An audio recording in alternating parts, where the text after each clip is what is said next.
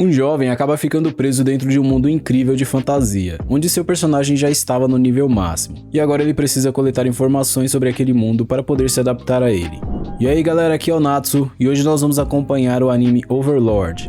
Começamos em um jogo chamado Yggdrasil, e após 12 anos de funcionamento, finalmente os servidores do game seriam encerrados. Vemos então um tipo de monstro gelatinoso conversando com o Prota, que na verdade era outro jogador também. E o Prota tinha um avatar de morto-vivo dentro do jogo, que por sinal estava no nível máximo e era muito poderoso. Pouco tempo depois, seu último amigo tinha acabado de sair do game, e ele tinha decidido ficar até o final quando os servidores fossem realmente desligados. Ele então decide pegar o cajado supremo de seu clã que eles tinham feito, e saindo de sua sala, alguns NPCs estavam à sua espera para receber novas instruções. Ele então decide levá-los para sua sala onde seu trono estava. Quando ele chega em sua sala, vemos uma linda demônio chamada Albedo em sua espera. O Prota então decide alterar algumas configurações nela e coloca que ela era apaixonada por ele, que até esse momento se chamava Momonga. Faltando apenas alguns segundos para o servidor fechar, ele finalmente começa a se despedir, até que a contagem se inicia novamente para ele, e ele percebe que não havia sido deslogado do game. E além disso, muitas funções que antes funcionavam normalmente pararam de funcionar. Os NPCs que estavam na sala ganharam vida própria e começaram a falar. De início ele fica meio confuso e faz alguns testes para ver se tudo estava normal, e delegou uma ordem para um de seus servos para verificar os arredores. Quando Albedo pergunta o que ela poderia fazer, ele pede para que ela chegasse mais perto, e ele percebe então que as coisas estavam tanto quanto diferentes de como deveriam ser realmente. Logo, ele pede para que todos os guardiões dos andares daquele local sejam reunidos em uma arena, e finalmente ele percebe que possivelmente ele tinha ficado naquele mundo por definitivo.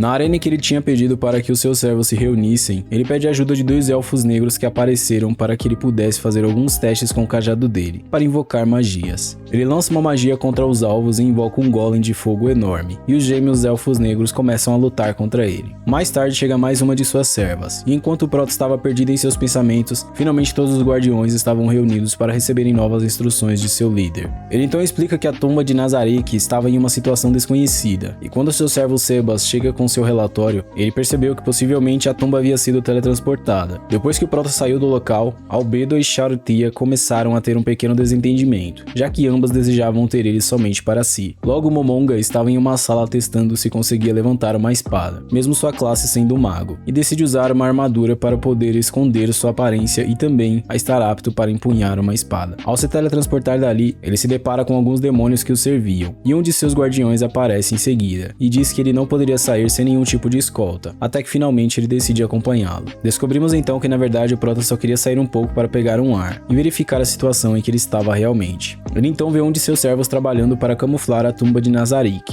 e decide ir falar com ele para presenteá-lo com um dos anéis mágicos que ele possuía. E logo Albedo chega também e ele dá o mesmo anel para ela. No dia seguinte vemos uma ordem de cavaleiros indo em direção a uma cidade que tinha sido atacada recentemente e descobrimos que tinha um grupo que estava atacando as vilas e saqueando e destruindo elas, juntamente com seus habitantes. Na tumba de Nazarick vemos Momonga olhando através de um espelho a situação do mundo afora, até que ele percebeu um ataque a um pequeno vilarejo onde as pessoas estavam sendo apagadas. Logo vemos o Prota ter uma lembrança de seu passado, e ele então decide ajudar as pessoas daquela vila. Na vila, uma garota estava sendo atacada pelos soldados, até que o Prota chega através de um portal e não tem dificuldades em apagar aqueles soldados que estavam ali. Após isso, Albedo chega completamente armada para poder ajudar, e ele então decide ajudar a garota que havia sido ferida anteriormente. Ele acaba deixando o item com elas e decide sair dali para a vila e ajudar os outros moradores. E agora ele passa a se chamar de Ainz-Urugon. No vilarejo, os soldados estavam sendo apagados um após o outro pelo servo de Ainz, que ele havia invocado anteriormente, até que finalmente o Prota chega para poder auxiliar os moradores, mas ele estava usando uma máscara para não assustar eles. Depois de conseguir algumas informações sobre aquele mundo, ele descobriu que aquela vila onde ele estava e a tumba de Nazarick faziam parte do reino de Riestize, e uma nação inimiga chamada Império Baharros estava ao lado da Grande Cordilheira. E também tinha um terceiro chamado Teocracia de Slayn, e logo ele percebe que isso teria sido uma armadilha de Teocracia para gerar uma guerra entre Baharros e Riestize. Logo ele vê o chefe da vila conversando sobre um problema onde havia alguns guerreiros indo em direção à vila novamente, e ele decide ficar para ajudá-los também.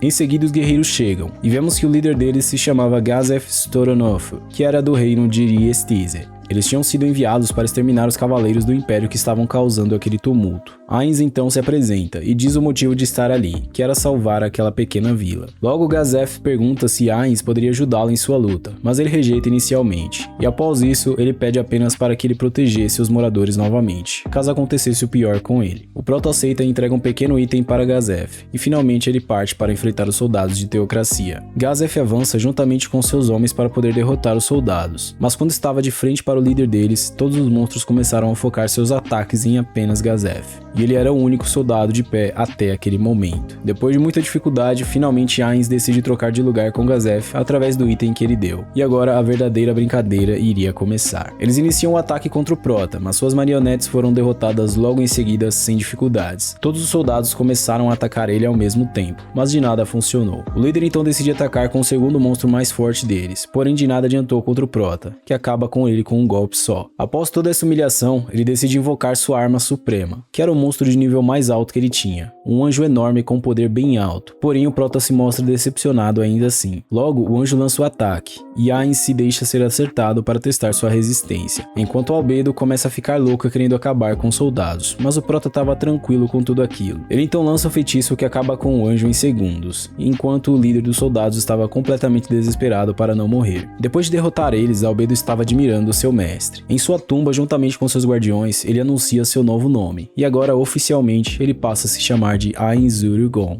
Mais tarde, em uma cidade, o Prota decide se registrar como aventureiro para pegar algumas missões daquele mundo e levantar uma grana, juntamente com sua parceira Nabe. Após pegarem um quarto, um dos clientes decide caçar briga com Ainz, mas logo é arremessado. Em seguida aparece uma garota cobrando a poção que ele tinha quebrado ao arremessar o cara em cima da mesa dela, e ele dá outra poção para ela como forma de pagamento por ele ter quebrado a sua poção. Em seu quarto, ele revela seu plano, que além de conseguir uma grana como aventureiro, ele também iria conseguir informações sobre aquele mundo e como ele funcionava, já que tudo era relativamente novo para ele. A garota de cabelos vermelhos que tinha ganho uma poção nova foi a uma velha que avaliava se a poção era de boa qualidade ou não, entre outras coisas também, e descobre que aquela era uma poção que ninguém tinha conseguido criar até aquele momento, uma verdadeira poção medicinal, e valia muito mais do que aquela que ela tinha comprado. Em seguida, o Prota estava em frente ao mural das missões, mas como ele não conseguia entender a letra daquele mundo, ele pegou qualquer uma, mas logo descobre que ele não estava apto de acordo com as regras deles para aceitar aquela missão. Ele então se aproveita da situação e pede a missão mais difícil do nível dele.